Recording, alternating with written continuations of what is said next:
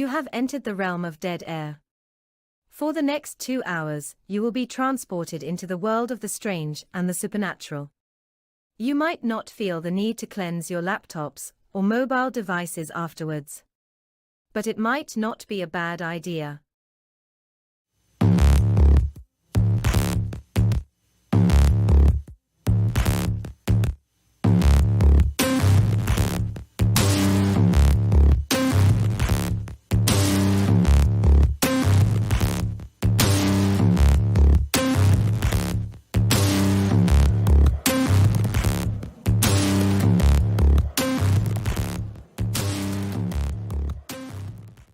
Ladies and gentlemen, good evening once again, and welcome to Dead Air Live and the Dead Air Full Spectrum channel. We are simulcast with KGRADB.com, KGRA on Facebook. My name is George Lopez. For you guys who already know who I am, and Mr. Ken DaCosta, whom you all wish you were. And thank you guys again tonight. And Ken, how you doing, sir? I'm doing great. I'm in a funky mood tonight. So oh, God help I'm us. anxious to get this going because, we're going to, as we put it in our thumbnail, clean out the paranormal desk drawer tonight. Take a week to do that. So yeah, and Ken came up with that title tonight, so he's going to explain it for us just here in a moment. But want to remind you guys to hit that subscribe button, also with the reminder bell for upcoming content, and the thumbs up for the incredible show you are about to experience. But before we proceed forward, one of the things, of course, everybody knows topically is the horrible things that are going on right now in Israel and the Gaza Strip, and of course, the people on social media in our world already making it political and taking side. People are dying, families, children. It's more horrific than you can possibly imagine, than I could possibly imagine, any of us. And I hate the term that we have so overly used in this field and in life in general right now, which is thoughts and prayers. But really, really understand that the people that who are just going about their lives normally, all of a sudden were caught up in one of the most horrendous things that has happened, probably, Ken, since 9/11. Well, in terms of keeping things close to the vest, in terms of an attack, that I think that intelligence communities were a little late coming to the party. I mean, those things are going to happen once things are compartmentalized and self-contained. And it is possible for those things to happen because you're talking about the two most prominent and best intelligence agencies on this earth, is Israel and the United States. So they managed to pull it off. So it right now is, we know that there has been nothing but hostilities in the Middle East for tens of thousands of years now. And just what everybody needed at this point, with everything else that's going on to the east of us, is something like this. But I don't know if cooler heads prevail, but it's just the collateral damage is the thing that haunts me all the time, just like it was for 9/11. It's just a shame again. The old saying, "Can't we all just get along?" And the root of it, and we've talked about it on this show before, the root of so many wars in our history is, again, religious based. And yes, there's talk about oppression and the restrictions that were put on Hezbollah and Hamas and the Gaza Strip, and that's for politicians and world leaders to discuss, and hopefully something will be learned from this, though I doubt it. But again, God help all those people and what it is that they're dealing with right now, because it is barbaric, to say the least. It's barbaric. Sure. Weather down here has been incredible in Florida. Those of you who are from Florida and watching us, it's finally a blessing. We're getting into that cooler weather. Actually, was going to mow the lawn, but my riding mower finally died. It's been coughing up blood for a while. It finally died, and I went and got a self generating movement lawnmower, the ones you squeeze at the top. If you ever want to get back into the hobby of speed walking, just buy the Toro recycler mower, because when you press that thing, it just takes you with it. So I'll be feeling this tomorrow morning. There's a new thing that they've come out with called a throttle. Feel free to dial that back a little bit. There's no throttle. One speed? One speed. Squeeze that sucker and you're on your way, and that's it. Yeah. I have one of those too. I love it. But I don't want to delay the show any further. But and as we go through the show tonight, guys, I do want to say before Ken explains what it is we're doing tonight, that you are always welcome to participate. Any questions in the chat that you would like to bring up with us. But before Ken gets an explanation, we do have one of our dearest friends joining us for tonight's show and tonight's topics as well. You know her from the TV show Bewitched. Please welcome Erin Bush back to the show with us. Hello. Hello. And we're happy to have you join us tonight to kind of be the referee, because sometimes when we do this, Ken and I get a little heated on opposite sides of the topic. So we'll see how that goes. But Ken, what the hell is this emptying out the junk drawer? All right. So what we thought we'd do now, George and I have clearly done well over 100 shows on streaming services here on YouTube. And over that time, we've had the pleasure of talking to some of the finest minds in the paranormal field and beyond that. So we have thoughts on certain things that we like to just step back a little bit and look at it from afar, things that may have come up or things that we feel about the paranormal field, the world in general, that may or may not have anything to do with the supernatural.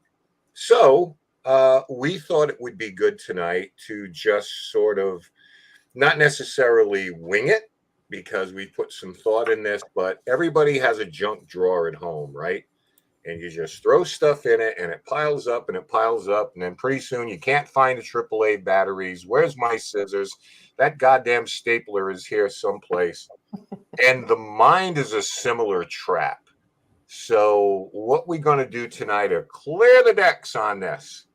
Okay, we're going to just take the drawer, flip it upside down, and you listening tonight, you're welcome to do the same thing, because some of these things we have strong opinions. Sometimes we agree, disagree, point, counterpoint. We most definitely want to hear what you have to say about these things, or if there's something that you just want to get off your shoulders or get off your mind. Feel free to give us a topic as well, because we know when we bring guests on here, they come from a specific area. It could be demonology, it could be ufology, could be ghosts and hauntings, cryptozoology. So we kind of try to stay on track a little bit. So we're going to go a little bit more free form tonight. And there are some things, everything from some videos I want to show you from investigations that you haven't seen on this channel and nobody's really seen anywhere yet, to some topics that I have one we'll get into at some point here, but I want to talk about Amityville a little tonight. And I know that may be like, Amityville, where did that come from? But it's Halloween, folks. Suck it up.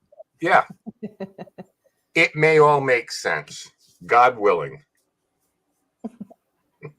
No, I think, again, that's one of those sensitive topics here in the field that, again, Ken has done his research. So both Aaron and I are kind of flying blindly into that topic. I don't know where he's going to go with it, and I don't know where he's going to go with questions for either one of us. All I can say is James Brolin, Josh Brolin's father, was an excellent, excellent actor. and he did a great job in the original movie. How many remakes did they have of that, Ken? It had to be like at It's least too two much more. to count. It's Yeah. like stars in the universe right now. Plus, Right. yeah, and the sequels, don't let it go. So, and again, Aaron, I don't know whether or not Ken gave you enough heads up to post and write down your own questions, things you wanted to talk about topically tonight, or you're just going to freewheel it. But I'm along for the ride, man. all right. And once again, as I just said, if you guys have specific questions about the paranormal, please feel free to put that in the chat, and we'll take that and save it for later on. Save it We're and savor it. Yeah. We're ready. Yeah. Who wants to start first, Ken? Do you, or like I said, I've got about half a dozen questions here. All right, let's get this out of the way. This is where this comes from.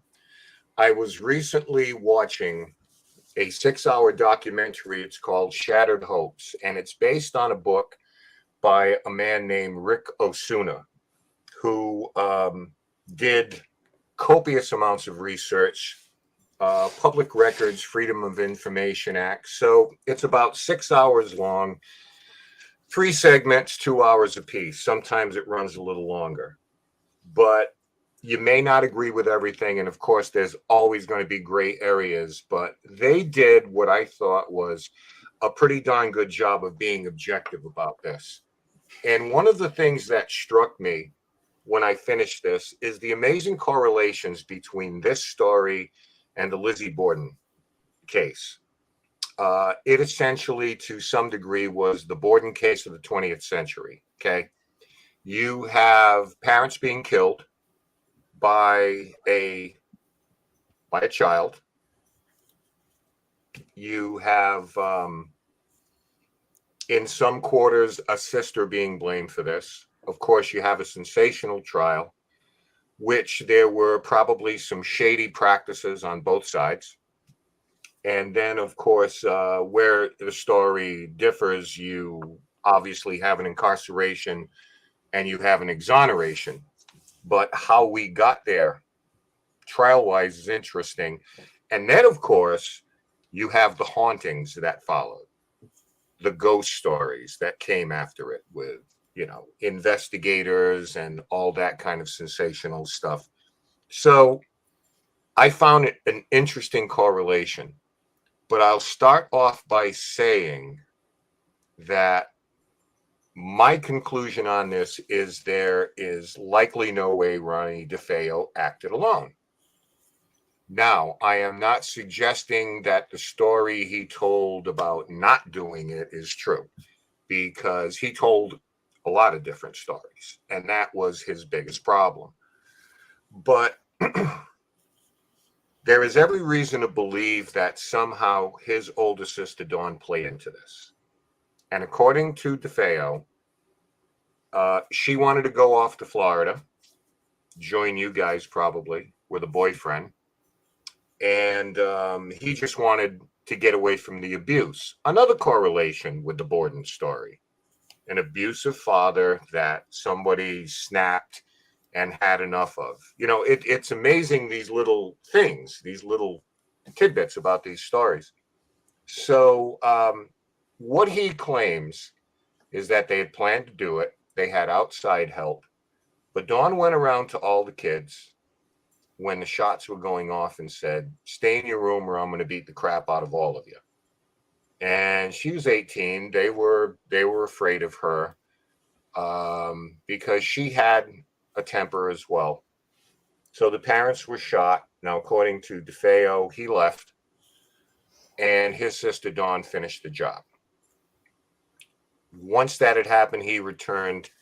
He saw the kids who, from reports of people who knew them, said he adored his brothers and sisters. He truly did. So he had stormed upstairs. He found the 35 millimeter Marlin rifle in Dawn's bedroom. And, long story short, shot her just out of anger.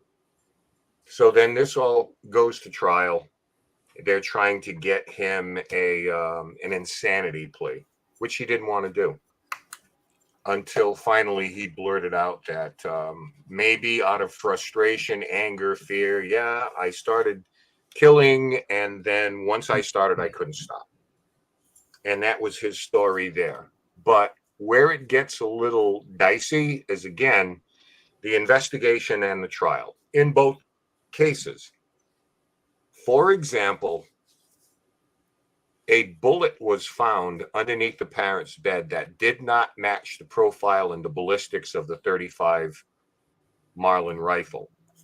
It was from a handgun because on a ballistics test, those of you know, every cartridge has a different marking as it's expelled from the barrel. This one didn't match.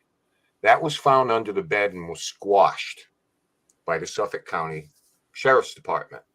There was also blood splatter on the door casing, which suggested that Big Ronnie may have actually gotten up after he was shot and was killed outside the bed and then placed back. He weighed about 270 pounds, so that's no easy chore. But this was all squashed. Now, William Weber, who took over the case and represented DeFeo, was working on the campaign of the judge who was assigned to the case. As a result of that, the judge deemed that all documents and evidence would have to be handed over to William Weber.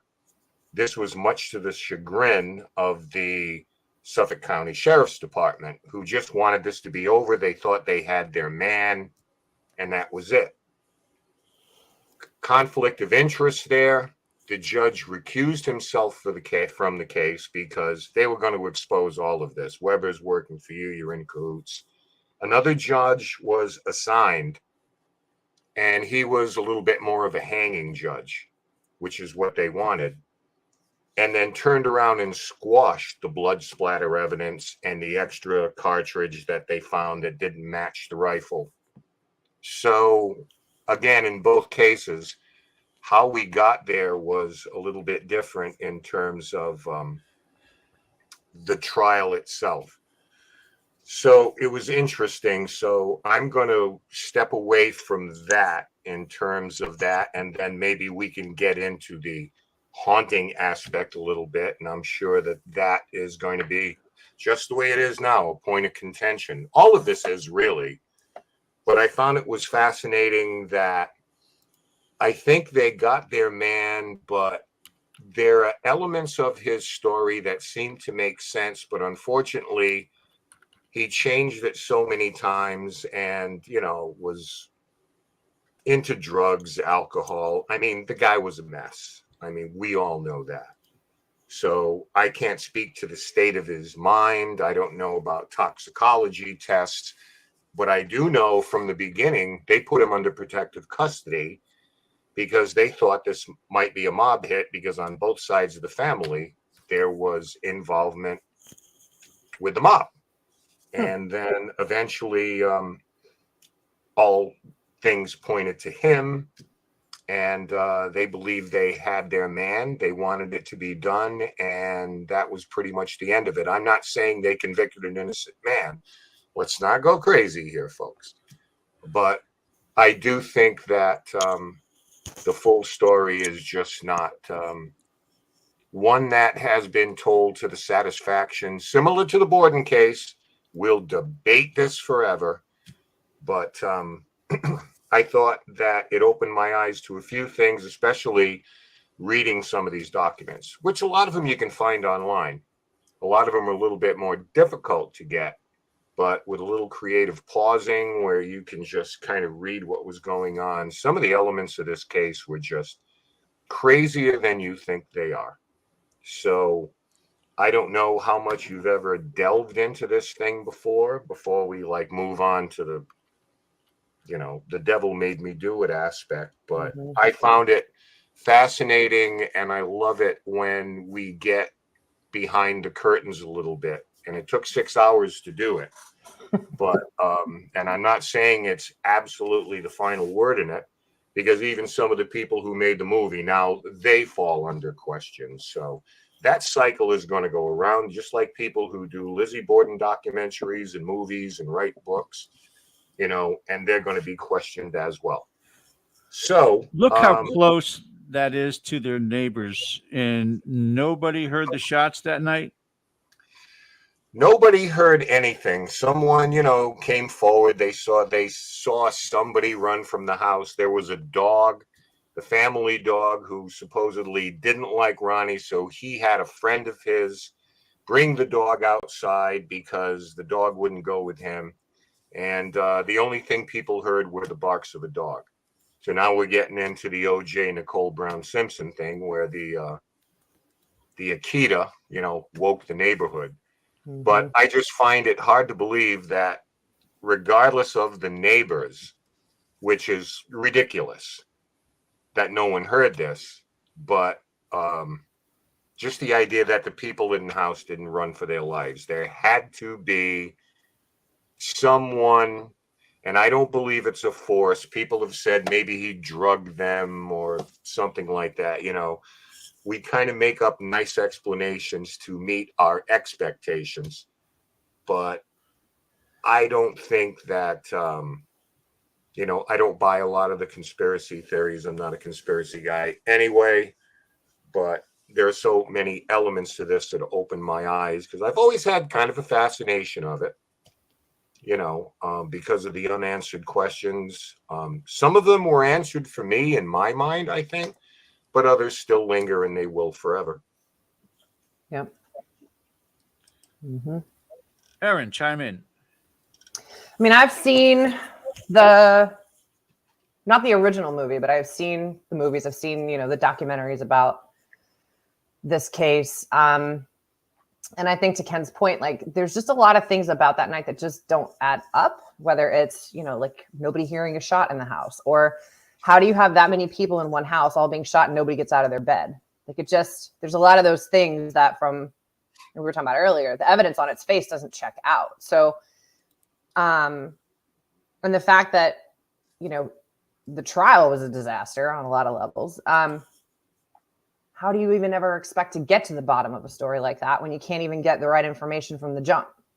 Right. But I think you're right. It's one of those things we're always going to ask about. We're never going to know all the answers. And Aaron, they were all found in the same position in their beds, face down. Face down. Yep.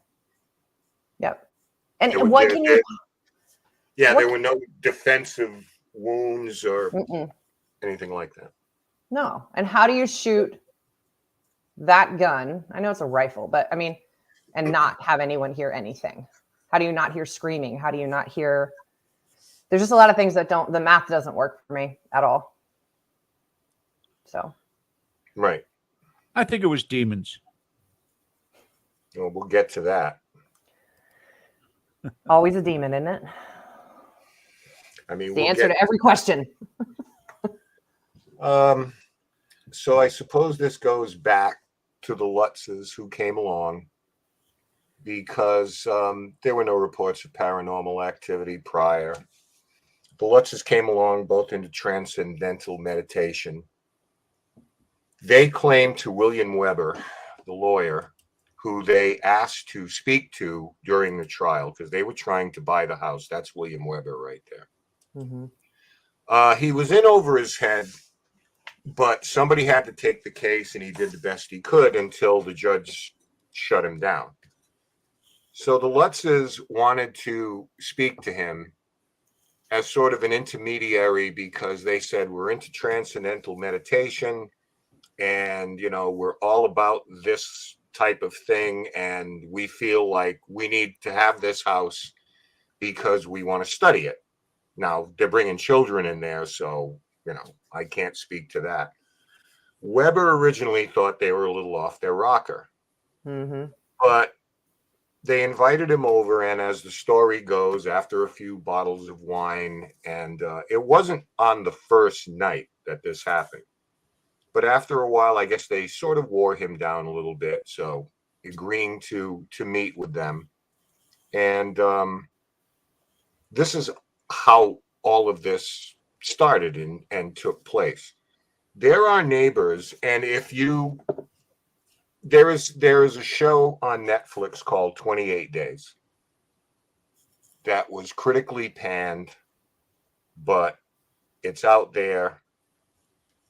And the basis of the title is because they are following a Warren's theory that to really experience a haunting, you have to spend 28 days at a location. Where do you think they got that number from? It's the exact amount of days that the Lutzes claimed they were at Amityville before they beat feet. Right. So before then, there was no 28-day theory. Right. That was arrived at because of the Amityville story. There are neighbors who claim that the Lutzes were not there for 28 consecutive days. They just came and went once in a while to make the place lived in. I mean, this testimony from neighbors now, okay? In interviews they had with them. So another hole in this, but the Lutzes wanted to buy it for like $80,000, and he was having business issues, but came up with the money and moved into the house. And then, I mean, the rest is history. I mean, Hans Holzer, I think, was one of the first there, as Hans Holzer does. And then, of course, the media got involved in this. The media was from the beginning, but then they started to hear the stories about this house. And to the media, it was another direction to go in. They had these gruesome murders, these sensational murders, but now, we have a ghost story as well. No one in the media, I don't think, really bought it. I'm going to run up another picture here. Not seen in this picture is one of the first reporters from a local TV station. He is, you'll see his hand to the extreme left holding a microphone there. Okay, and this is Ed and Lorraine, and a lot of times, we talk about anonymity, things like that. The Warrens didn't mind TV cameras or reporters. No. There are some people that said that Ed would contact them. Again, and I don't mean this to do any harm at this point. Both of these people have passed on. They're not here to defend themselves. I'm not going to be the arbiter of this. Right. I'm just stating a fact. So it was a public case. They had access to the house, and then all of this began with the stories and the movies and the books, and authors suing other authors for taking the story out from under them when they thought they had a deal. And then somebody who was a reporter decided I think it was for the Daily News. He decided to write the book. I wish Tim Weisberg were here, because he actually, was in a documentary on this. But I think the guy's name was Joel Martin. Who knows? But and then Jay Anson came along and wrote the book.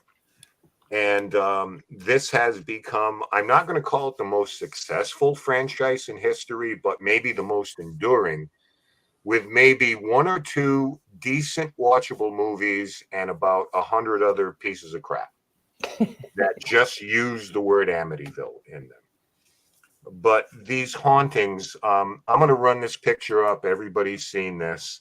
The infamous picture of what they think is little Mark peering out of his room. And if that's not creepy enough, I'll give you a little close up here.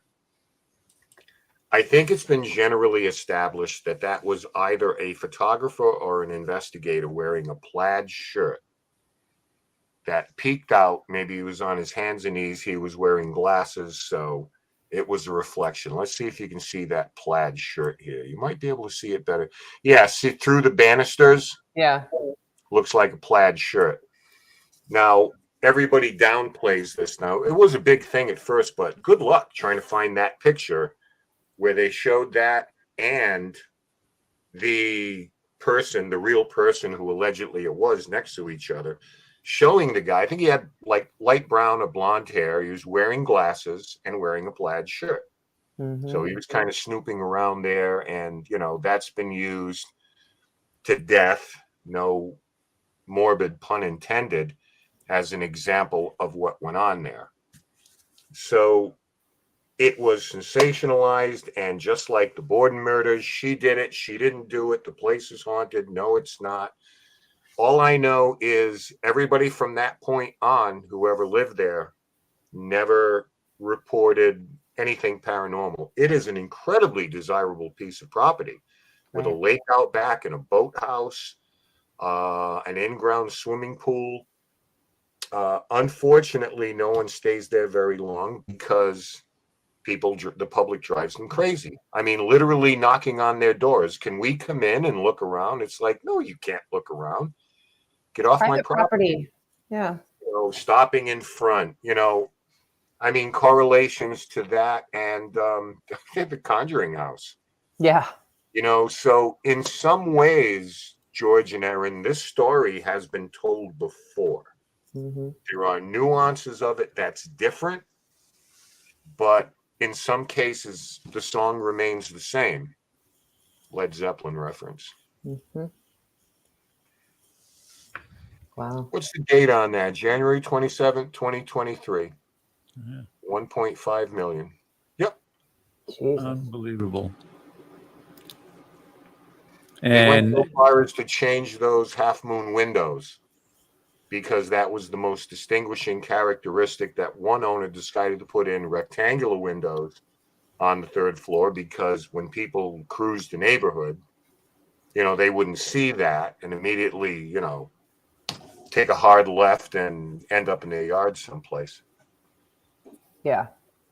I guess to sum up my thing is that I do not believe the place was haunted. Fight me, convince me differently.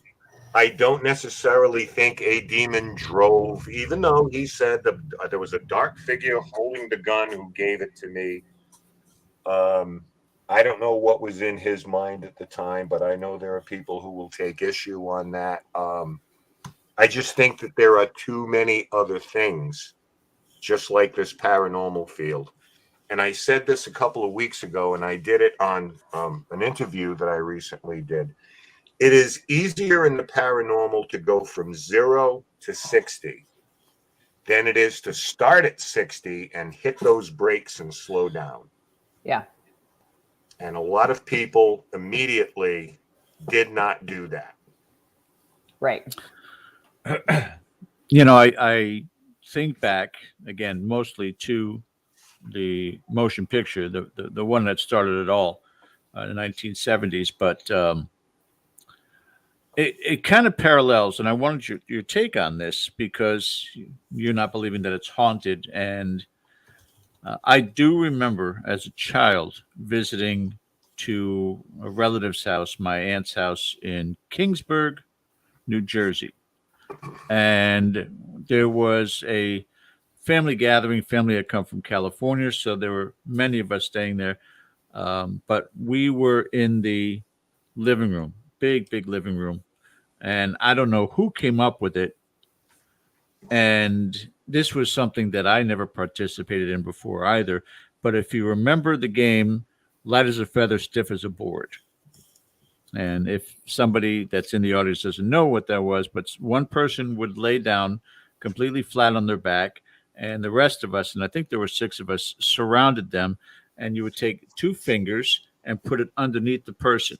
And then you would do that incantation, if you will, continuously repeating, light as a feather, stiff as a board, and lift them up. And we did. And I remember that we all screamed. We were shocked by it, but we were able to lift them up. This house had all the makings of the Amityville Horror. There were bees, wasps, whatever, in the kitchen or bathroom ceiling light. You could see them all flying around inside there. Stories of hearing the door banging in the middle of a winter storm. They go to open up the door, and no footprints in the snow, nothing whatsoever. A horrific groaning that would go on, and they said it was the pipes in the basement. There's always going to be, especially houses that have been around for a while, energies. And this is a paranormal show, so let's analyze this a little bit. In this circumstance, there could be and would be by the standards of the field, some sort of a haunting because of the tragedy that went on there. I would suspect, if you look at Villisca Axe Murder House and so many of these others where tragedies occur, it's almost always in parallel with paranormal phenomena occurring.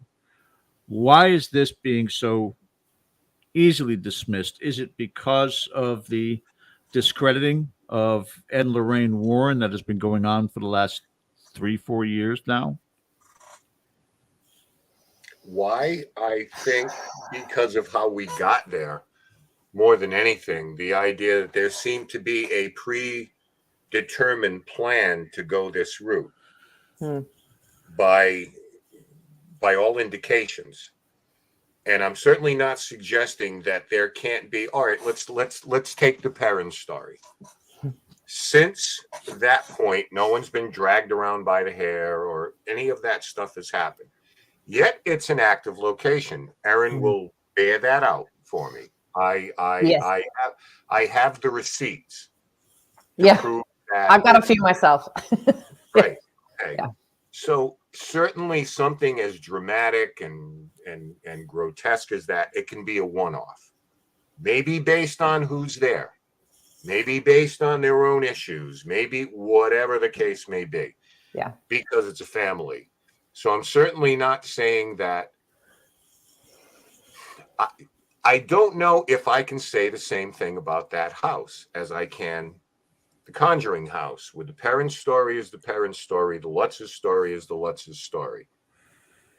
But there just seemed to be, if somewhere along the line we found out that Roger and Carolyn Perrin had contacted the editor of the Burrillville Gazette and invited them to the house and had a sit down, and from the very beginning, this would be a great story, this would be a great book, we're going to move in, but just try it out. Yeah. And then ran out of the house in 28 days. Parents stayed there for 10 years. Mm-hmm. So it just seems to me, George, that there's too much evidence that suggests a lot of this was prefabricated. Maybe not all of it. I don't know. I mean, none of us were there, but there just doesn't seem to be. I mean, did they scare this evil energy away, or? I mean, it was obviously a dysfunctional family with a physically abusive father. Yeah, so right. I'm certainly not going to discount their issue. But I don't see where the horror and the malevolence is going to come into the next people that are going to live there, that they experience. It's not a done deal that whatever happened to us is going to happen to you.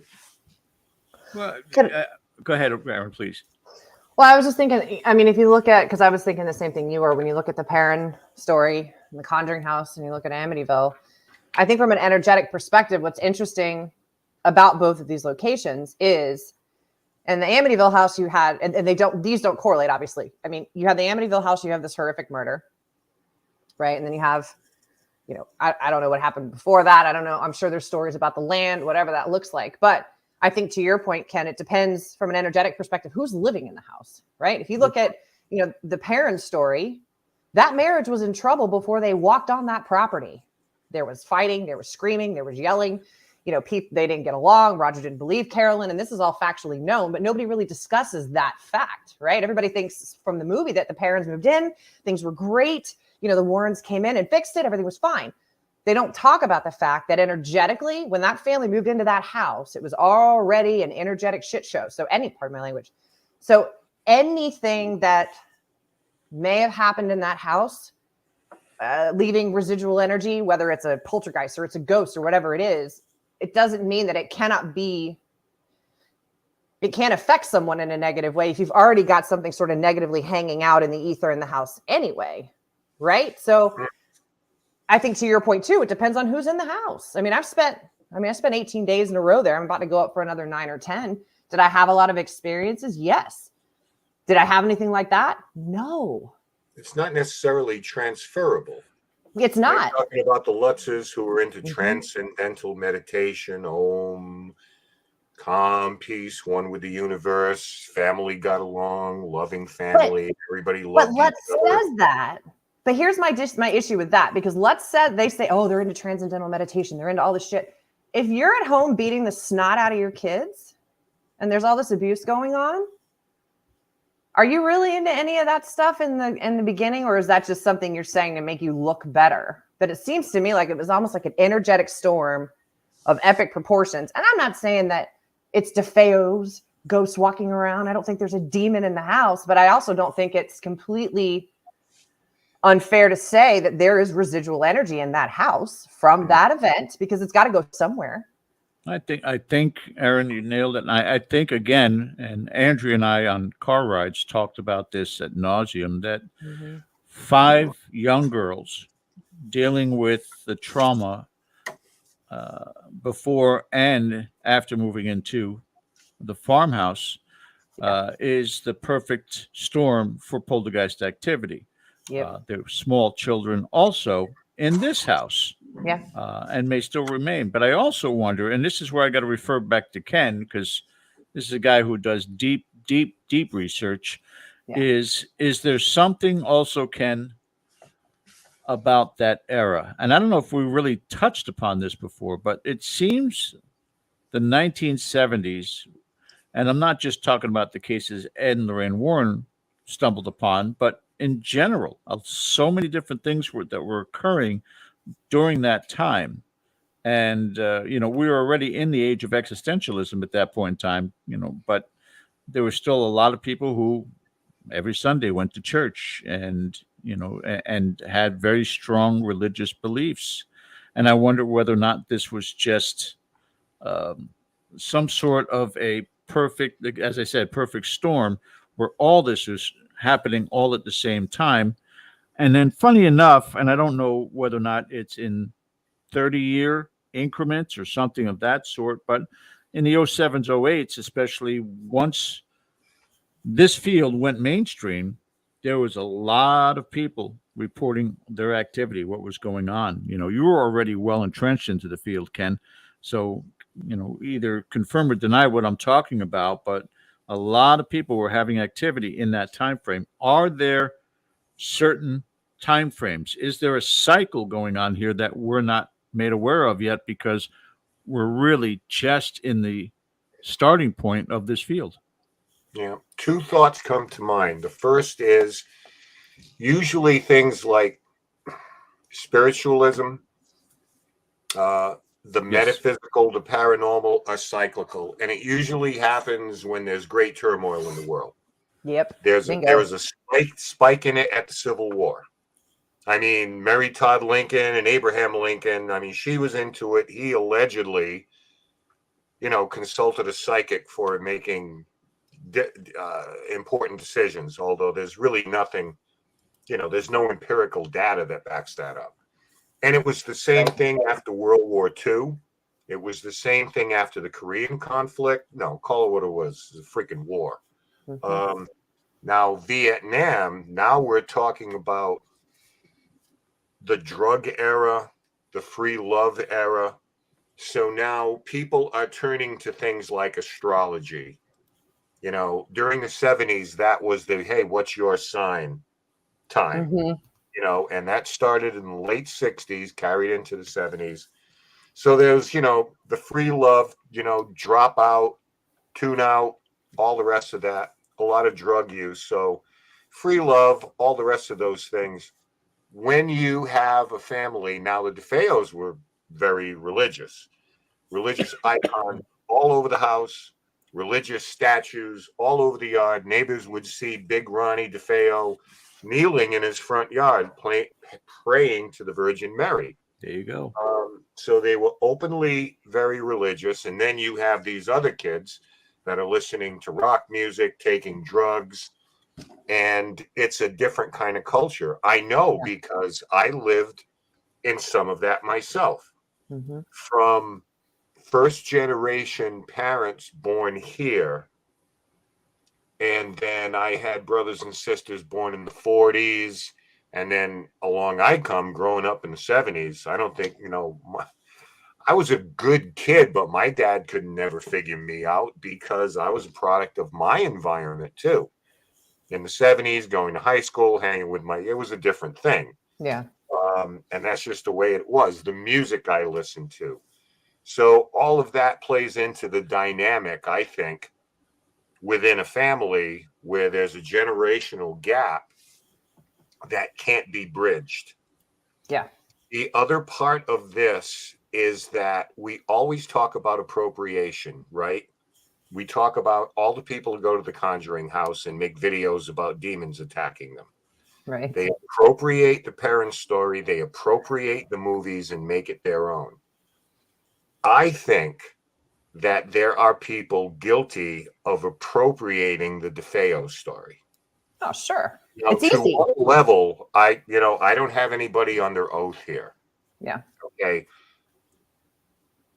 But you can't tell me otherwise because people have appropriated the parents' story. Oh, yeah.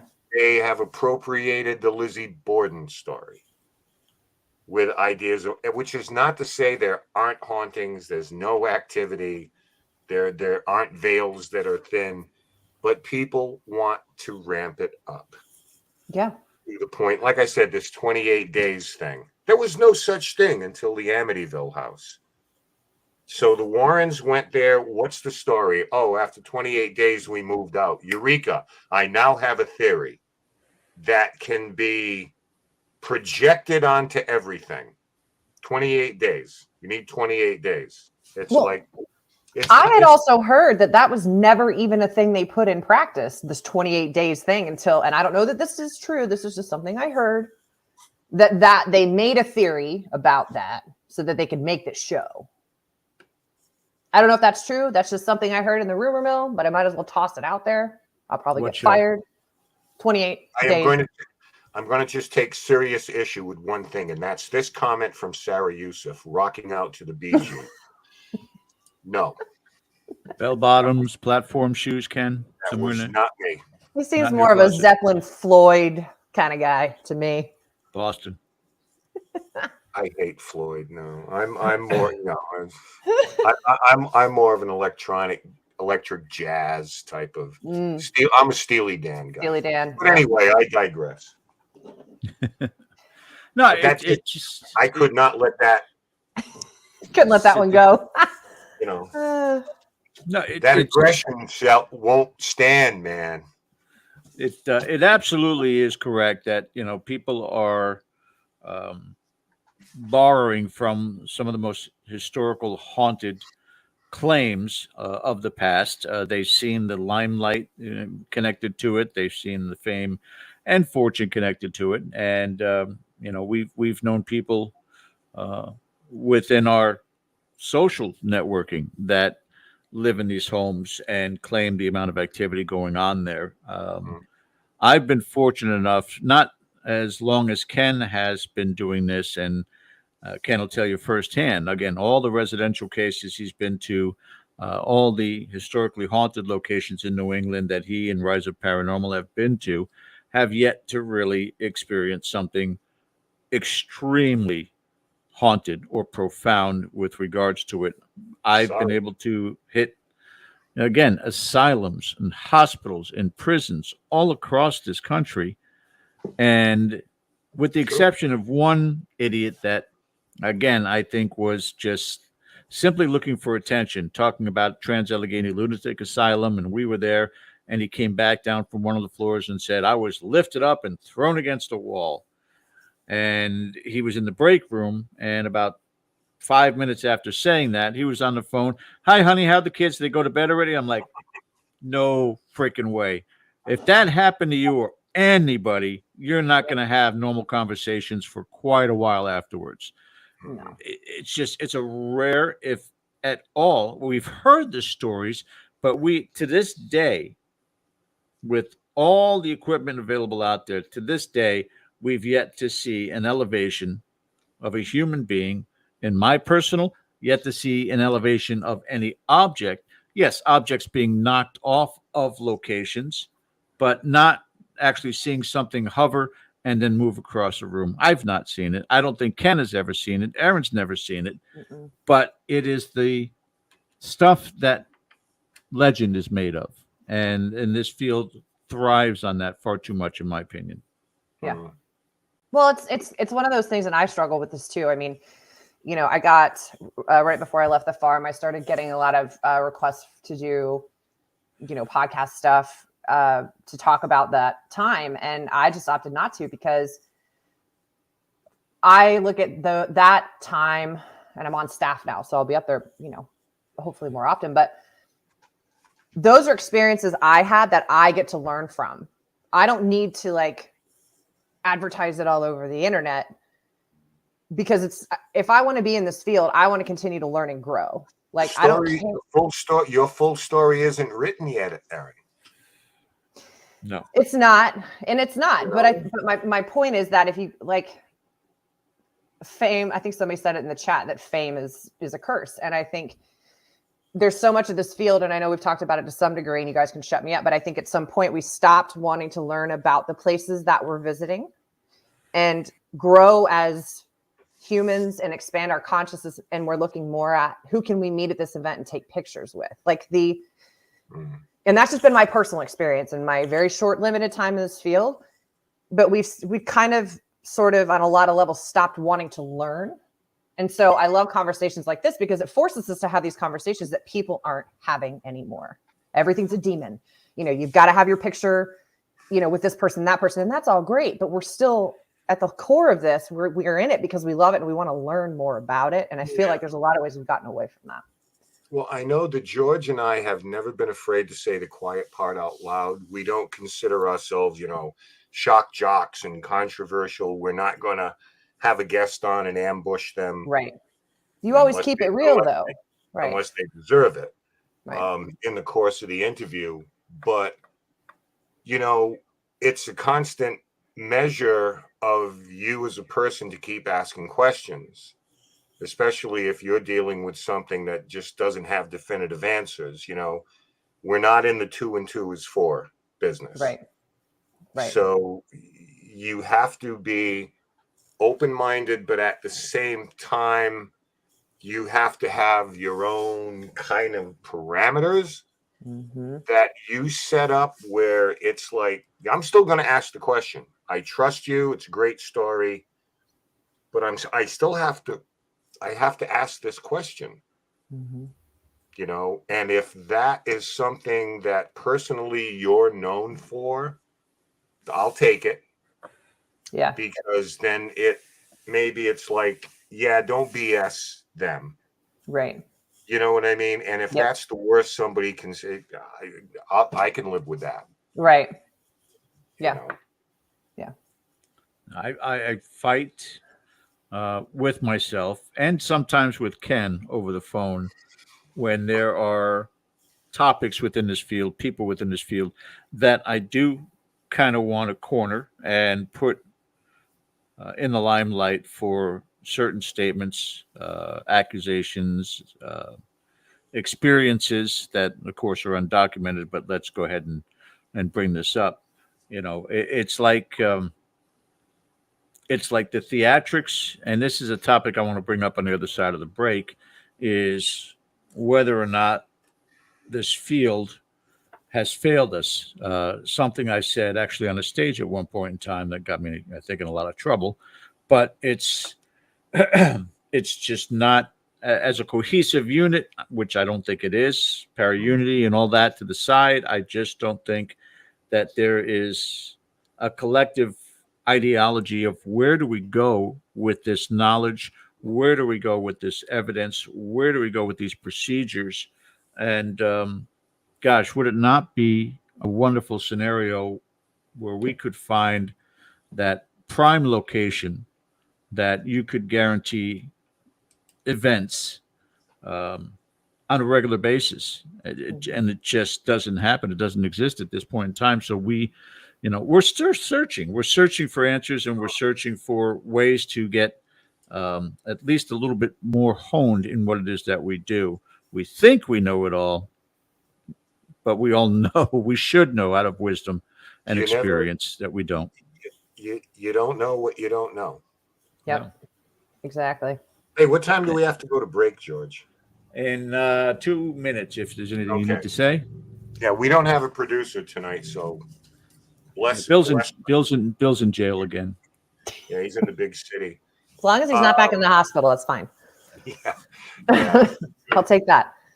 No, I just think it's like, I mean, after I'm done with the orb stuff, you know, I mean, I'm done. I mean, I still get pictures and all the rest of it, but it's kind of like there are certain elements of this that over time it's like I'm done. I'll challenge you on that after the break. I want to challenge you on that orbs after the break. No, you don't. I do. Hey, George, may the odds be ever in your favor, my friend. Yeah. I mean, there's to be absolutely dismissive and not really know. I'm not whether or absolutely not dismissive. I have literally seen an energetic orb. I know the difference. Oh, okay. You know, You're just sick of pictures sent to you that you can absolutely understand are not paranormal related at all. Yeah, no. I mean, I've seen phosphorescent, Sure, where they're emitting their own light, Mm-hmm. and you know, I've seen streaks go across a room, right. with the naked eye, not with a slow shutter speed or anything like that. Mm-hmm. But it's not the same thing, as the potential was not there for it to be anything else. The potential is always there in a photograph for something to be something else. So, Well, keep in mind, we could potentially wind up in an argument in the second half of our show. The second hour is coming up right after this break. We're emptying out our junk drawer tonight here in the Paranormal with a very special guest, Aaron Bush. We'll be back in 3 minutes, guys. Replenish your drinks and get right back here. We'll see you just on the other side. stay there.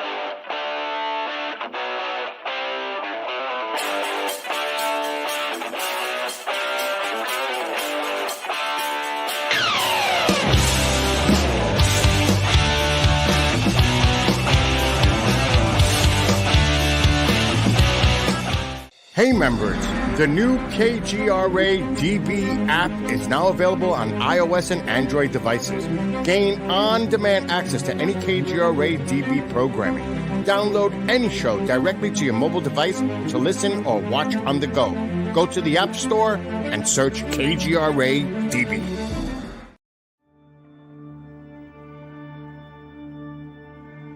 As UFO reports come in from around the world, the Mutual UFO Network, MUFON, is there. We continue to explore new cases and build our massive database. We share our information with the world in a number of ways. If you would like to be part of our investigative team, you are always welcome. What could be more exciting than exploring the UFO question firsthand? Join MUFON, find your friends.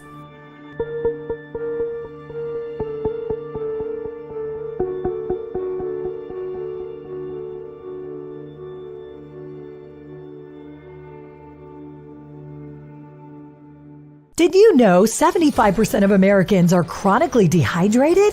If you struggle with focus, run low on energy, or when it's time to finally sleep, you simply can't, this can all be linked to dehydration, and Fuel Up has the answer. Our proprietary formula contains the finest cellular hydration with the strongest immune-enhancing natural ingredients. The Fuel Up system is made up of 3 different incredibly tasting varieties.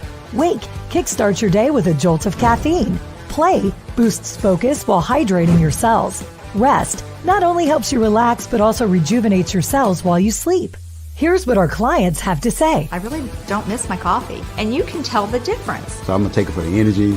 I'm gonna take it for the play. I'm gonna take it, all day. And it works. That's the thing. It works. We love it. Take the Fuel Up Challenge now, where we offer a Feel the Difference money-back guarantee.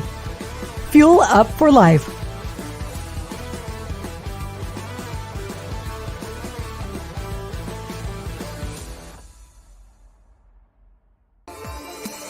You're listening to the KGRA Digital Broadcasting Network. We provide unparalleled coverage of trending news in the world of ufology, cryptozoology, and paranormal phenomenon.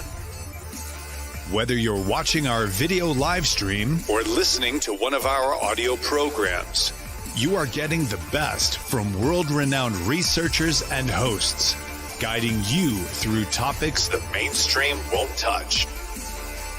Miss one of your favorite programs? No problem. Head over to the members area at kgradb.com for access to our massive library of award-winning content. Make contact, stay connected, only at kgradb.com.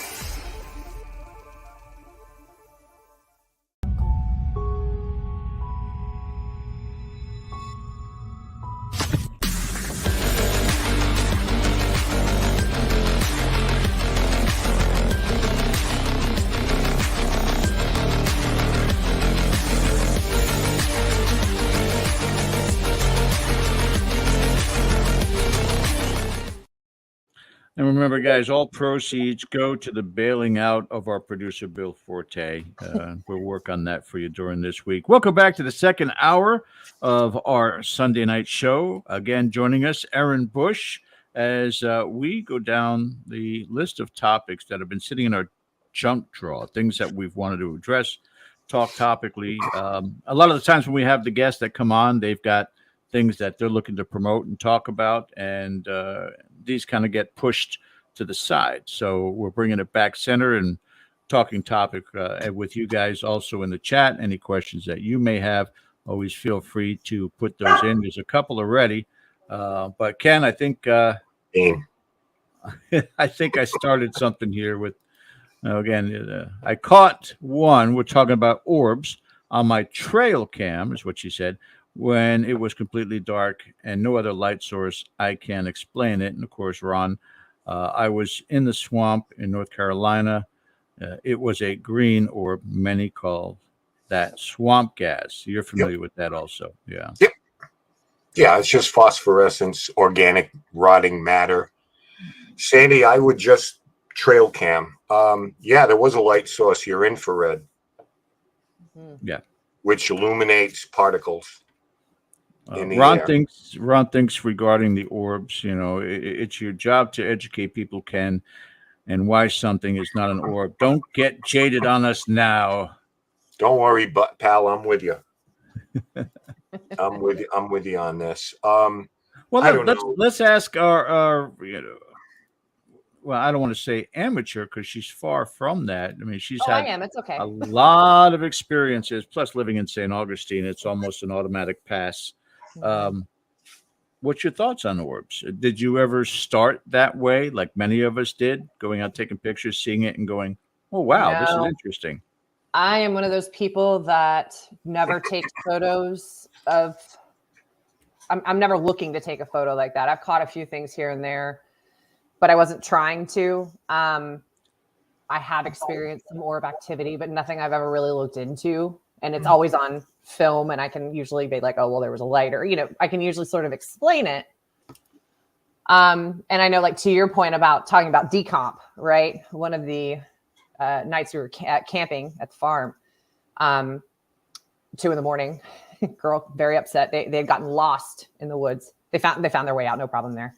Because I can tell you, I wasn't going to go find them in the dark across that bridge by myself. But the next morning they came up as they were checking out, and she said, well, we encountered a demon in the woods. And I said, oh, right. And I'm like, okay, let's talk this out and make this a teachable moment. Right. She's like, well, we were out in the woods and we smelled sulfur. So obviously there was a demon. And I said, let me back you up a little bit. I said, you are standing in an area of the woods where there is water everywhere. You've got ponds back there. You've got decomp. That's what decomp smells like, is sulfur. It smells like sulfur. Right. And so, if you ever go to St. Augustine and you walk into the courtyard at Flagler College, there's a big fountain there, and it always smells like sulfur. And I've seen people, even back in college, be like, oh, God, there's a ghost out here. It's like, no, it's the water. We have hard water here. So I think for me, it's more because I'm definitely an amateur, no doubt.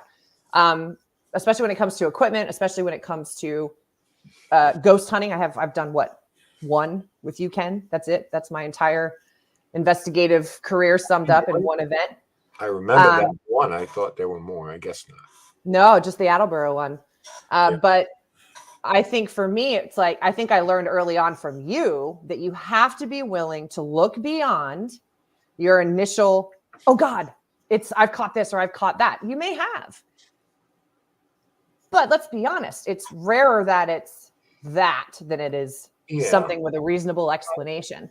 And so I think I'm grateful from that I don't automatically jump to, oh God, well that's, you know, I mean, the farmhouse, first night, I thought somebody was walking on the camper. So I go to bed, but I'm like, okay, well, it has to be something from the trees, you know, because they got those big giant trees out there, you know, but it sounded like footsteps, nothing falling on the camper that I could see the next day. But again, could it still be something in the area that's not paranormal? Absolutely. I think our problem is we jump to that. Like you said, we go 0 to 60 instead of 60 to 0. Like you have to be willing to learn, look outside your initial and put your brain on. Yeah, that's can't invite you to one ghost hunt no more. One and out, Eric. That's it. One and done, Aaron. That was it. He's so selfish. Yeah. Now he's stuck with me all the time. Hey, listen, you know, I'm taking the hits here tonight. That's all right. Listen, I have homework assignment for everybody in chat tonight, or everybody's going to see this. Go out and show me a picture. Show me an orb picture before 1980. You know what happened in 1980? The advent of the digital camera with the lens right next to the flash. Yeah. Before that, no. Show me an orb picture prior to 1980. 1979, 1980. Yeah. No. I think I think that the improvement on cameras over time was allowing that to be caught. Now, yes, without question, you're talking about from a technical standpoint, same thing we talked about when people were doing the flashlight sessions. And it's like, guys, it's been explained and here's why that doesn't work. However, there are still videos caught with orb activity, not necessarily just a shot and there's the lens flare and that's what we're picking up on from the camera. I think that, and of course, also reflections off of things. If you got shots near and far, there's a tree here, but you're going for the cemetery, you could get a flare off of that also. But there are too many different captures that really start to make you wonder as to whether or not this is all just explained away or something more phenomenal that's occurring. And my take on it is, I think that because there have been situations where people have seen with their own eyes an apparition, but on the camera, it's just an orb in that same spot. And I wonder as to whether or not, again, that's the simplest geometrical shape that could possibly be. And so to move in that form, that energy moves in that form, not a square, not a triangle, not a rectangle, but a circle, bringing that energy from A to B. And if it's able to emulate that light to be able to look as an apparition and somebody sees it, I can buy into that, Ken. Yeah, that is another where we're talking about projection and perception. Like, because we think all the time, right? In the speed of a thought, where these things can be sent to you telepathically. A camera only shoots in visible light. If camera's not going to show us anything that we can't see with the naked eye, now it may be dark and you're illuminating what's in the distance, but it still has to be in the visible light spectrum that we see in. Unless you get an ultraviolet camera or an infrared camera where you're in the high or low levels above and below, you know, the spectrum of light that we see in. But we look at it technically because when you're using the camera, you're using technology. So you have to kind of look at it through that lens. See what I did there? But there's just too many variables of this. I have seen I don't know if you want to call them orbs, but I've seen golden streaks of light that zigzag, hit a wall, and explode the room in light with 4 other people. Okay, that's Never weird. seen That's that. different. You got me there. Right. I've seen other things, like in a dark room, and all of a sudden this cobwebby type of phosphorescent thing is in front of me. That's not illuminating anything. It's self-contained light, and it just floats past me to the door. I don't say anything, and then somebody else in the room, a young lady that was in the room, said, "Did anybody else see that?" So, yeah, I've seen some weird optical things, but cameras you have to be careful of. I'm going to put something up here if you don't mind. There it is. On our website, riseupparanormal.com, it's called The Orb Dilemma. And it's a lengthy but detailed thing I wrote a number of years ago when I was just like, sending me pictures. It's just, so there it is. The Orb Dilemma. It's on our website. Okay. I've seen things, and I hate to be this guy, but, I'm trying to talk people off the ledge because they're afraid because they see orbs. And I'm like, well, dust doesn't move like that. Well, it's airflow, it's convection. They move everywhere. No, but they're not just alone. It's like, yeah, but you're looking through a lens that's this big. You're not looking at a panoramic shot. So, Right. And they think I'm getting to be a wise guy when I say, go to the highest piece of furniture in your room, reach up and scoop your finger across it. What do you come back with? Yeah. Dust. Yeah, dust moves. It gets there somehow. So. I don't know. I don't want to kill the orb thing tonight, but it's just kind of like, spiders. Well, but I think you make a point though, because I know, and I will leave the name out, there is a group in St. Augustine that runs a well-known tour group, and all of they post on their Facebook is orb videos. They posted one the other day that was clearly a reflection of a street sign, and it won their July contest for best paranormal activity. Yeah. So it's like, I think your position on this stuff forces people to think about things in a different way. And isn't that the entire reason we do this in the beginning? Like from the jump, isn't that why we're here?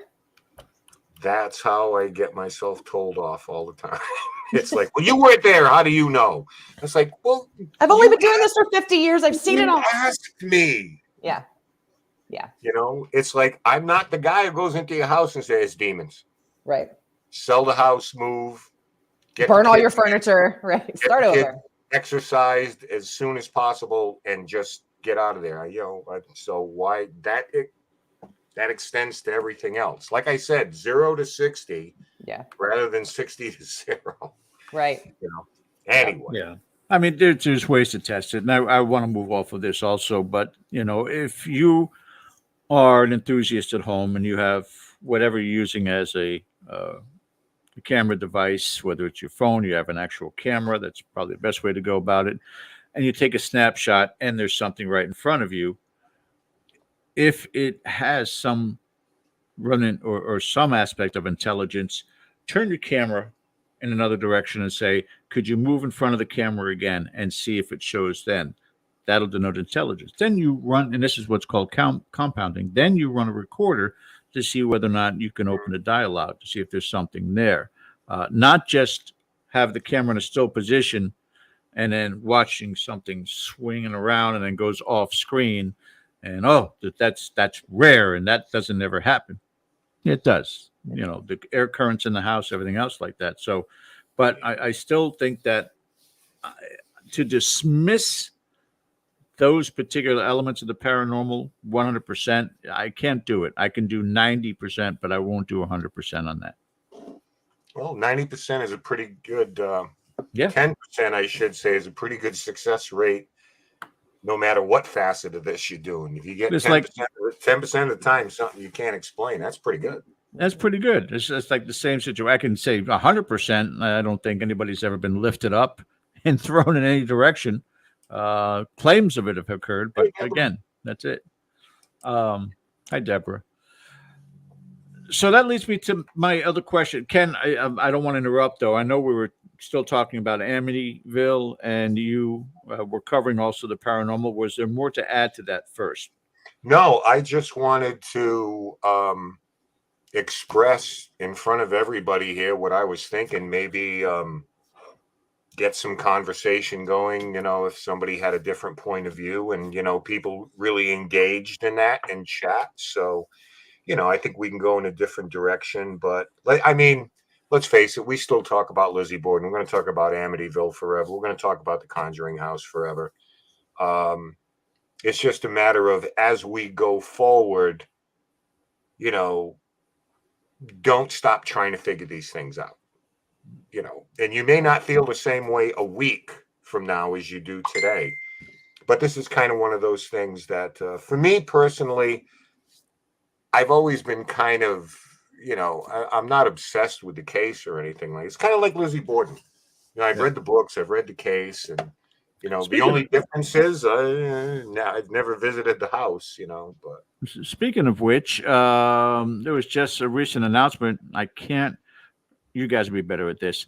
A former guide from Lizzie Borden is now at the Conjuring House, correct? Miss Sue Vickery, yes, sir. Yeah. She's great. She's going to be awesome there. The spirits are going to love her. Yeah. And a break for Cody and Satori. Yeah. Just threw her in the deep end. And but Sue is a fast learner and spent so many years at the Lizzie Borden house. So this is like, learn the dates, learn the names, and she'll be great at it. Yeah. Ken, I think we should talk to Sue and book her after the Halloween time frame and get her reaction, from Lizzie Borden to this place, 2 historically haunted locations, what her take is and her new digs. If I get her job in Amityville, then we got a show. Then we got a triple threat going on. We got a couple of things, George. I had some of we'll get to those videos in a bit. I don't know if we wanted to get onto some of people's questions. You want to do some here, some Q&A? Yeah, let's hit those first. And then I've got 2 topics of epic failure that I wanted to get you guys' opinion on. But let's hit those questions first. All right. Where are we going? Android, paranormal. If you all had unlimited funds, what type of scientific tool or scientific test would you want to do regarding the paranormal? First of all, if I had unlimited funds, I would get out of the paranormal. Yeah. And buy an island somewhere, but I see where you're going. So, and not Pavalia Island. Don't even go there. No. Scientific tool or test. I would probably invest in the highest end stuff that I already use. The other thing that I would likely do is really invest in top flight data loggers, and have, every second have it send back data to a computer, to a database. That's the nice. Temperature, the EMF, the barometric pressure, all sorts of environmental readings, and they have them out there, but they can be pretty pricey. But to me, I would love to have enough of those where I could put them in the non-haunted rooms as well as the haunted rooms and see how it affects us or what the environment like. To me, it would be more like an environmental thing, and then, top of the line, cameras, recorders, anything to document with. How about you guys? Ladies first, Aaron, go ahead.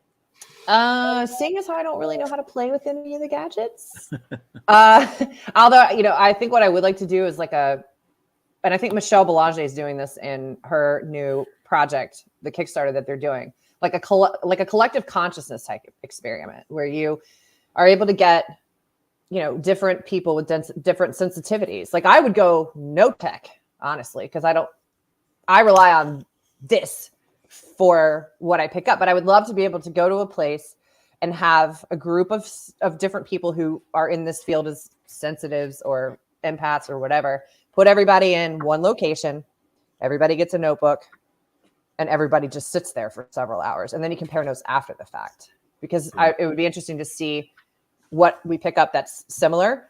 Are we picking up on the same entity, but we're getting different impressions? I'd like to do a collective consciousness experiment in short. Unlimited funds, I would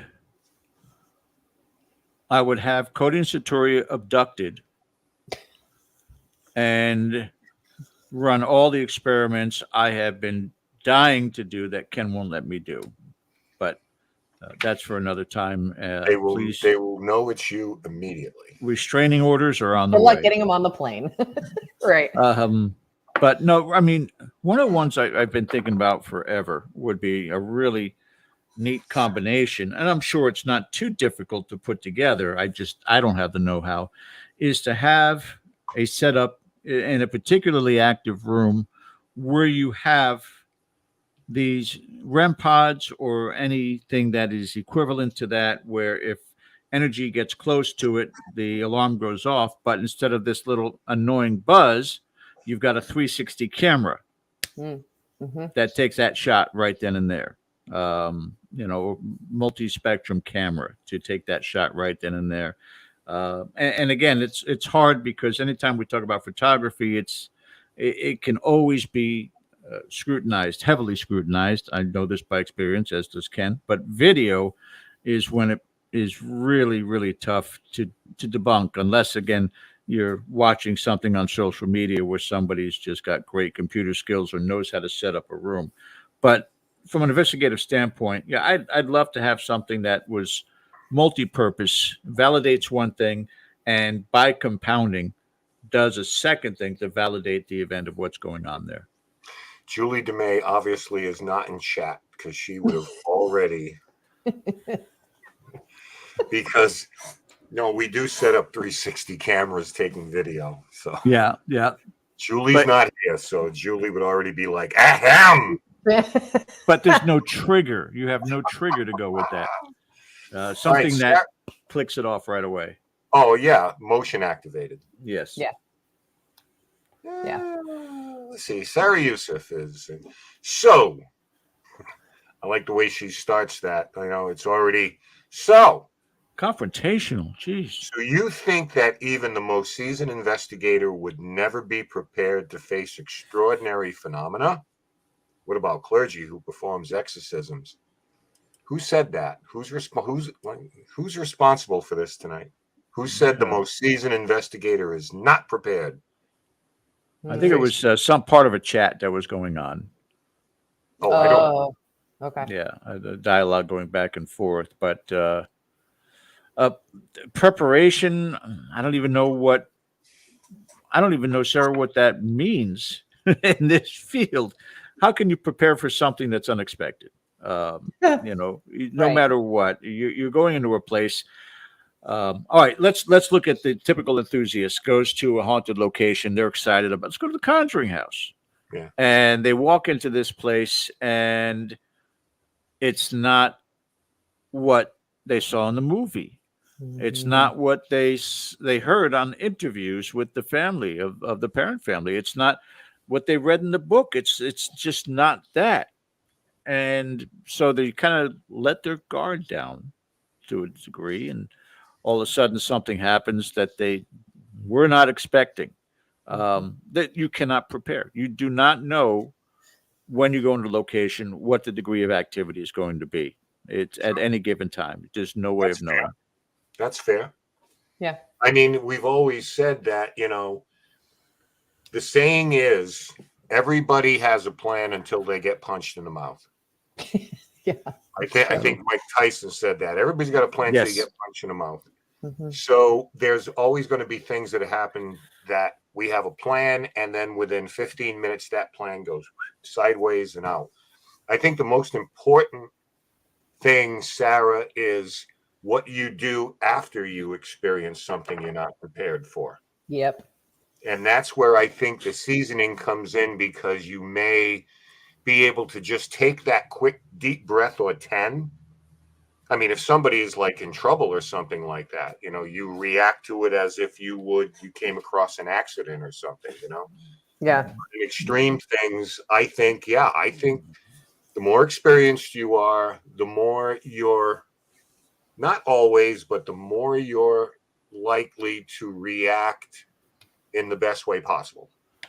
you become twisted and you like excited that thing happened, whatever it may be. We had Ken, remember way back when we had Stephanie, my prior team member, and she saw a full body apparition at the St. Augustine Old Jail, full body apparition, and she quit.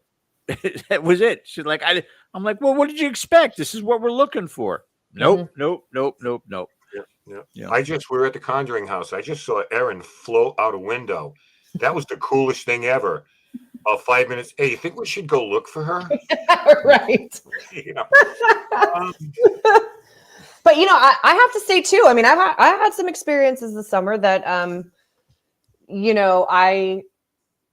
thought I was prepared for. I think I was woefully unprepared for things on some levels. I think you can go in and set your intentions. You can talk to them and be honest and let them know why you're coming and things like that. But then there are some things that can occur that knock you straight off your chair, and not in a negative way. But I think a lot of times these spirits give us something else to think about. They're like, oh, you think you got this figured out? Let me just throw this little curveball at you. Let's kind of tickle your brain a little bit further.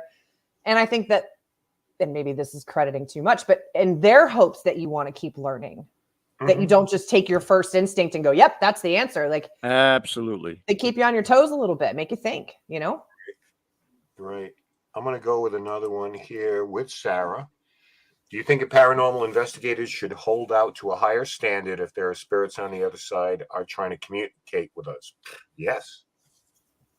In a word, yeah. I think that you're in the customer service business to some degree because you are their lifeline or conduit to whatever they're trying to express or message to this side. So I think you should be held to a higher standard on that, because you are dealing with humans and former humans. So, I guess if it becomes about you and not about them, then you need to reevaluate yourself. But I also think it's not just paranormal investigators. Any person that steps on a haunted location, anything like that, you should automatically hold yourself to a higher standard. You should be respectful when you walk into a location. Doesn't matter if you're the new kid or you've been in the business 50 years, right. You're an experienced investigator, you're a cameraman, you're a whatever it is, you should always be holding yourself to a higher standard. This is one of the two epic fails I wanted to address was this field. Is the field or are the teams failing in its objective? Does it even know its objective at this point in time? I mean, I think a lot of people started out just for evidence collection, just for that experience. And I agree with you, Erin. I mean, that personal experience is paramount above anything else you capture on any piece of equipment, no matter how sophisticated. That personal experience trumps everything else. Yeah. But the people that go out there and load up with a ton of electrical equipment and things are going off left and right. And oh my God, and just look at that. And oh, I can't. Do you guys feel the chills now? I've got chills from this too. And it's all psychosomatic and it doesn't, but it's not contributing to anything at all. It's not contributing to society. It's not contributing to the family. If it's a residential case, it's not even contributing to a commercial location. When you're doing all of this, you're not giving it its due credit. The phenomena that occurs out there that many of us have experienced, many of us wish to continue to experience. Instead, it becomes a shit show, as you mentioned earlier on. It's something that I don't know whether or not we can course correct because it's such a fragmented organization, nationwide, globally. Yeah. It's just whatever we feel like doing because our team is the XX Society with the black T-shirts, and I'm the one that's in charge. I'm the lead investigator, and we're going to do it this way. Are we failing? Are we failing society as an organization? I think people are copying things that they've seen elsewhere more than anything. I never want to hear the term investigator in training ever again. I don't want to hear that anymore, But yeah, people copy those kind of things, and the leader, the tech guy, and all the rest of that. To me, it's like you want everybody to like do everything. Yeah. Like, I don't want to wait for the tech guy to, set up a camera or, where you're going to put the SD card in it. I mean, everybody should know that stuff, and if they don't and they're willing to learn it, I mean, that's how you do it. You just kind of you pay it forward, and then someday if somebody's into this, they'll be able to teach somebody, the same thing. So you don't want to compartmentalize everything when you're in a group. You want everybody to do everything. Today you're gonna bat leadoff, but I usually bat last. Well, today you're batting leadoff. It's the more you can do, the more you can do. So I don't think there has to be, ranks and levels and stuff like that. Yeah. Not if you want to be good. Not if you want to be good at it, Yeah. Predominantly, I think this field has good intent. Good portion of it. They just seem to be misguided. And I think rightfully so, as Ken said, the media part of this has thrown them into a mindset that they need to kind of break that mold and escape from it. You'd be surprised what you can do when you use your own brain rather than follow suit what somebody else has been doing. Yeah. No, I agree. Get out there and learn something about types of houses. What's a Georgian design? What is a ranch? What is a salt house? What is the more knowledge you have about all this stuff, the easier it's going to be to, figure out errors and, all the rest of those things, don't just label yourself and it's like, I'm going to go in and do EVP work. Do a bunch of other stuff. It's fun. Yeah. It's fun. I got one here. We're going to move on to these videos soon, but what do you guys think of the Hat Man? It's a loaded question, Android. Do you think it's a real phenomenon, a hoax? If real, does your research lead you to believe it's a human spirit or in the other category? Ooh. I did an extremely strange, and George knows about this, on the Slender Man stabbings. First season, if you want to call it a season. But yeah, first season. It's going back. But, and some of you may be familiar on this. A couple of young ladies, in order to appease Splendor Man, attacked and stabbed. I think she was only 13 at the time. I think all these kids were around 13. To appease Slender Man. Because Slender Man was a construct of what? Reddit? Somebody invented the character. Creepypasta, I think, is where it started. I think it was in Creepypasta. Yeah, it was a Creepypasta. Somebody invented this. And so we talk about tulpas, where you can create these thought forms. Yep. Okay. So before we go there, to your question, what do I think of Hat Man?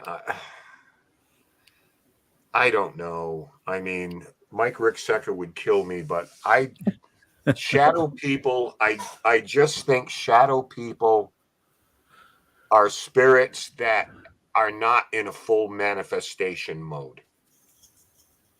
They just can't finish the deal.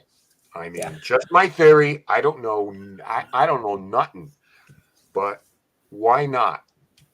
But they're interdimensional, and we assign values and explanations because we can't explain it otherwise. And that's not putting the dear late great Rosemary Guiley, down. We love Rosemary. God rest her soul. Yes. And Mike Ricksecker is kind of taking that torch now. And I listen to what Mike has to say because he's obviously looked into it more than any of us have. Yeah. But I mean, I don't even know if I can answer that question. I'm going to, can I use a lifeline? Can I make a call? Phone a friend.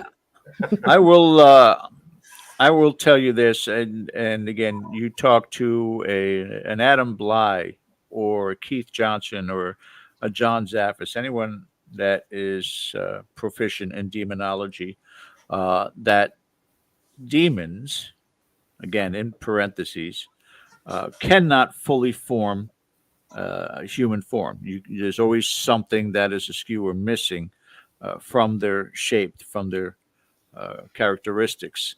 And Jen, who we had on the show, The Haunting of Jennifer, had that with her and her daughter, where it was standing in the bedroom door with the hat and a coat. And Ken knows this, me talking about it when we were back in the Block Talk days, the night terrors that I have, and the one that happened on Christmas Eve was in my parents' house in South Florida, and the same creature, except not just only the hat and the coat, but as I was in my dream, floating over it and being taken out of the room that it was facing, there was also a tail.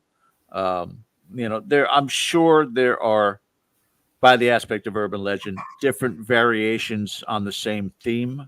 I can't actually say whether or not what Jen experienced was not something from a dream state, because she was laying in the bed with her daughter. What I experienced in a dream state has anything to do with anything. But I just find it very curious how they both kind of they measured up. There was a very, very unique thing. So it's still out. The jury's still out. Is there an existence of this particular entity? There's been enough claims, like, same thing you hear about black-eyed children, which is run amok, and then you hear nothing from it whatsoever. It's just folklorish, but again, there's too many different experiences for people to just simply dismiss it. There's something there, we just don't know what. Which is what Cody and Satori should be able to tell us. Yeah, eventually. Aaron, let me ask you a question, right? We make fun of the lady in white, right? Everybody's always lady in white. Yeah. And we make and we kind of poke fun at that, like, oh, ladies, when you die, you're going to be issued a white dress in heaven, apparently, Yeah. But there's different garb that people wore for different eras. Mm-hmm. And people who see apparitions report them and describe them as a woman in a, I don't know, like, the 18th flowy nightgown or whatever. Right? So do they become the gown? Is that the gown woman? Similarly, we have people say, yes, I saw an apparition of a man and he was wearing a hat. Is that the hat man, or is that a guy wearing a hat? It's funny. If we're talking about one individual guy who makes the rounds, or someone's just describing someone in period clothing, right? And they're wearing a hat. It's funny because I've thought about the white dress as well. I've accidentally snagged a woman in a white dress myself in a photo, but I think about it. People weren't pimping paisley pajamas back in the colonial period. I mean, you didn't have a lot of selection of colors to choose from, I'm guessing, and they probably just went with white. So I don't know. It could go either way. I think my impression's always been that it's because most people probably slept in white clothes or muslin colored or linen colored or whatever, because that's what they had.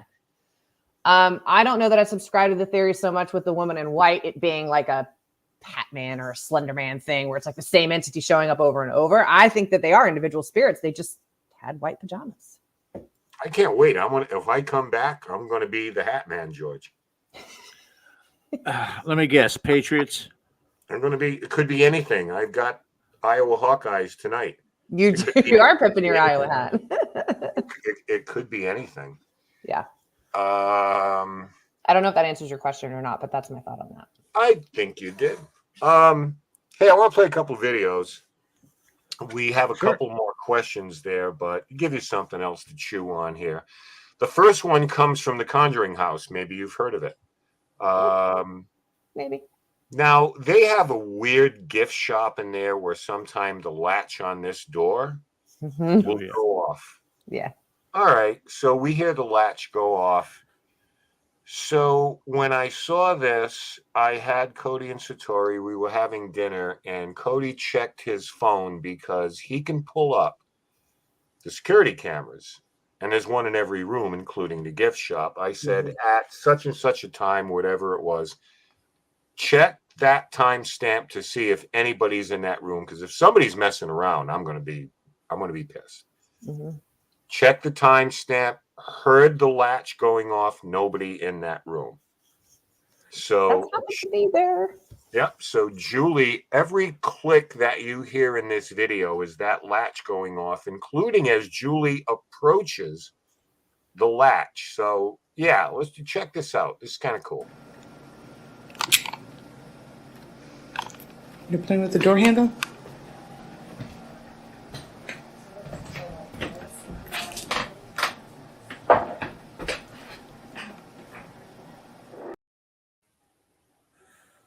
What's even more wild about that most people don't know, Ken, you know this and I know this, is at night when they're investigating, there's that latch, but then there's like the more modern latch at the top with like the spring and the hook to make sure that it's closed.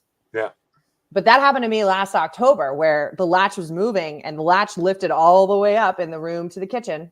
John Tenney was on the floor with me. Everybody was in the room and the door just swung open. There was nobody on the other side of the damn door. I love that. That's wild. I love that. So that was kind of weird, and I especially liked it as she approached the door.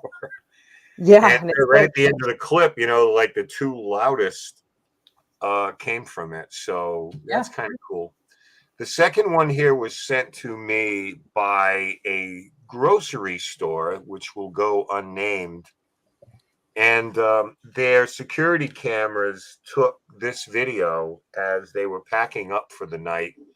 Now, when you see this, look at the shelf to the extreme right of the video, and this is what they sent.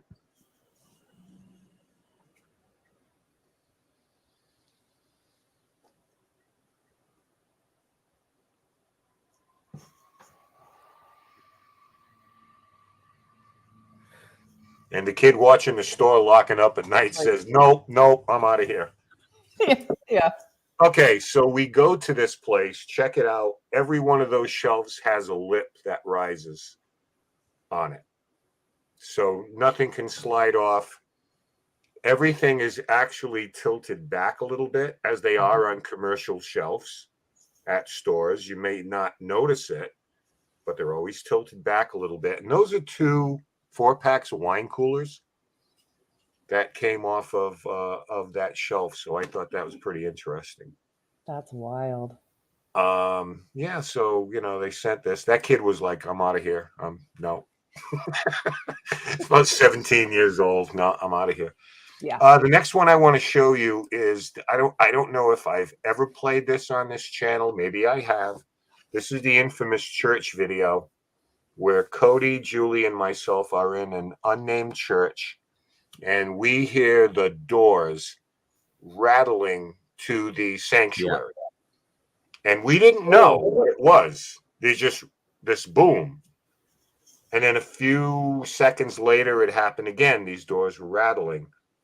So Cody had the presence of mind to pull out his phone. That's why it's going to be a little grainy and dark.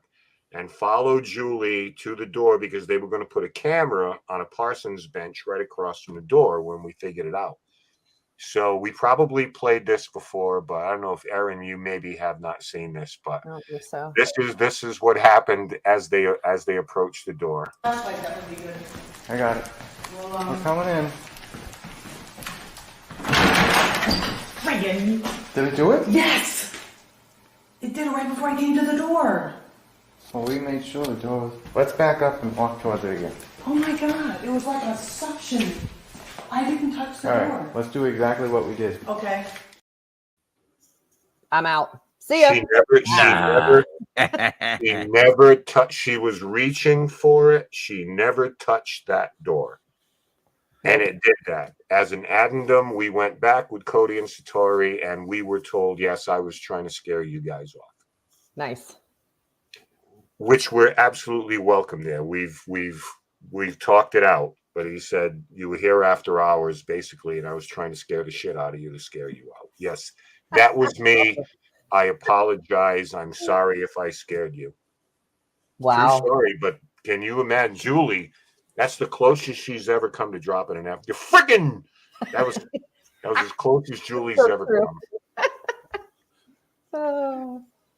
Yeah, that'd be a no for me. I'd be out of there so fast. Goodbye. Mm-mm. Oh, it's been pretty cool. Okay. Here's a question from before we get back into whatever. Ron. Okay. I like the way everybody starts it. Like Sarah's like, so. Ron's like, okay.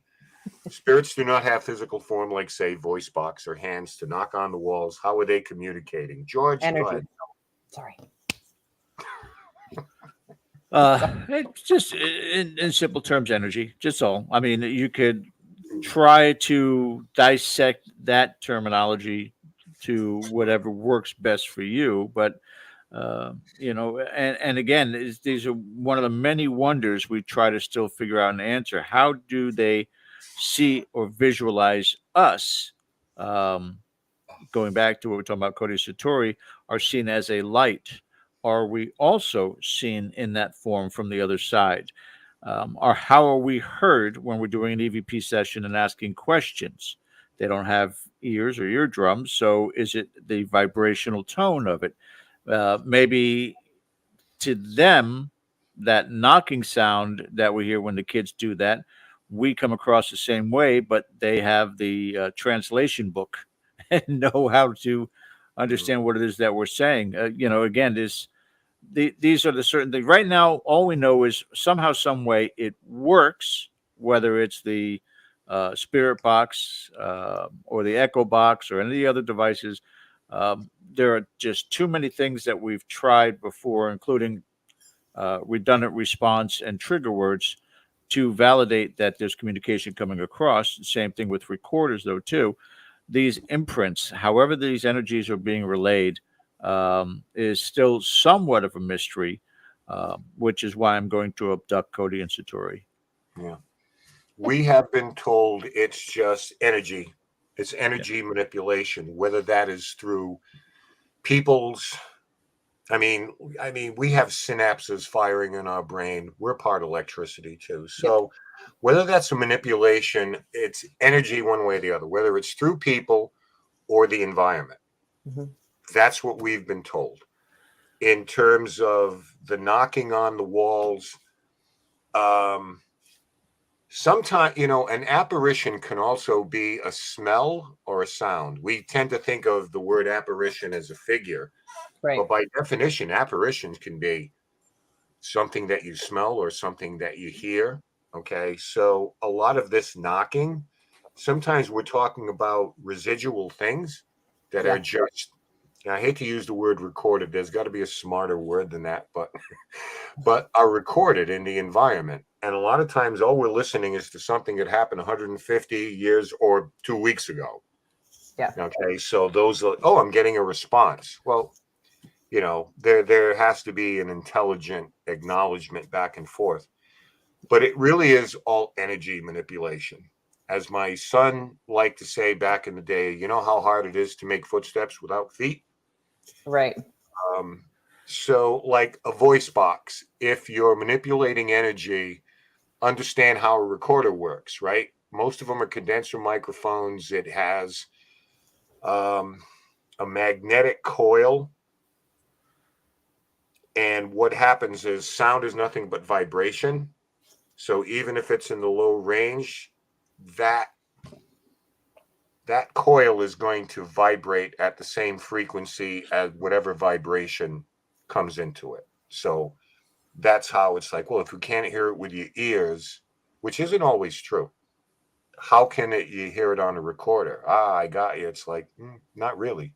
Right. Not really. Maybe you can't hear a fan going, but when you listen back, you're going to hear woo, and it's just kind of like, what is that humming? Oh, that must have been the ceiling fan. And you don't hear it, but it's still picking up that low vibration. So, yep. All right. Yep. You want the dream place? It's been asked. Dream place to investigate. I want to go to England. That's it. Just stick me somewhere in England. I don't even care where. Preferably a castle. Aaron? Mine's gonna sound, and I think I've said this on air, so I always like put a disclaimer. I would want to go to this place purely for the fact, in the hopes that I wouldn't find anyone still there, and that would be any of the concentration camps from World War II, specifically Auschwitz, or Dachau, either of those. But not because I want to enjoy the experience of investigating, because the sensitive in me is very much hoping that if I were to get on that land, and we had a friend that was just there from Kevin, just spent time there in the hopes that you wouldn't pick up anything, that there's no one there. But I've been recently told by somebody who was just there that that is not the case. So, but that would be my only reason for wanting to go. When I was stationed in Germany, we went to Dachau concentration camp, and I can tell you that there is no way you could even get through the gates. No, I wouldn't be able to. No, I couldn't. No way. Probably on your drive there, even. It is palpable. It is visceral, and it's filled with dread. It's a horrible experience. Dream place for me.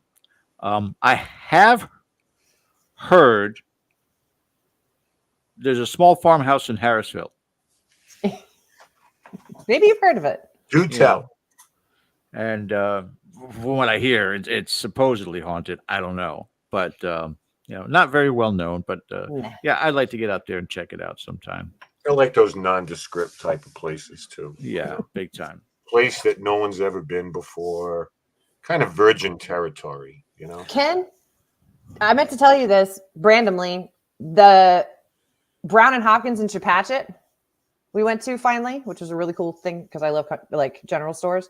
Yeah. The antique place next door. Yeah. We had to leave it several times because it was so overwhelming energetically. So when I go back, I'll have to get you the name of it and see. But the guy, I talked to the owner there, and he was saying that he lives above it and has forever. He has a lady in a white dress. Of course. There's all sorts of places like that is surprisingly, it's just, it's been haunted. I knew that, but I didn't know who to talk to. Like, the owner. Yeah. Yeah. Are you guys ready for this? We're out of time. Come on. Seriously? That was 20 minutes. I swear to God, that was one of the fastest nights that we've ever had. And, for me, it's always great to just have a dialogue. Again, a lot of times when we have guests on, there's an agenda that we have to address, we have to bring up. But, and again, great questions from the chat. Ken, do we have a lineup for next week yet? We do. We are going to be welcoming the good folks from Get Haunted. Paranormal, Rob Staskowitz and his crew, and Sarah and Kevin. And there's lots to talk about. They are doing a lot of great things filming wise. They are doing events. They're traveling, investigating, going to conferences. So very, very down to earth, impressive people. So it's one of those shows where we're going to be hopefully introducing these people who, need no introduction, but bringing them to you to kind of feature groups who we talk about every week doing this stuff, who we actually think is out there doing a great job. So that's going to be next Sunday. If you haven't met these people, I can't wait until you do so. They're great. Yeah, make sure you guys hit again that subscribe button, also the thumbs up and that reminder bell for all the upcoming content with much more to come. We're all out of time here, guys. All right. We'll talk to you guys next week. Until then, enjoy your month of October. We'll see you again soon. Take care. Good night. Bye.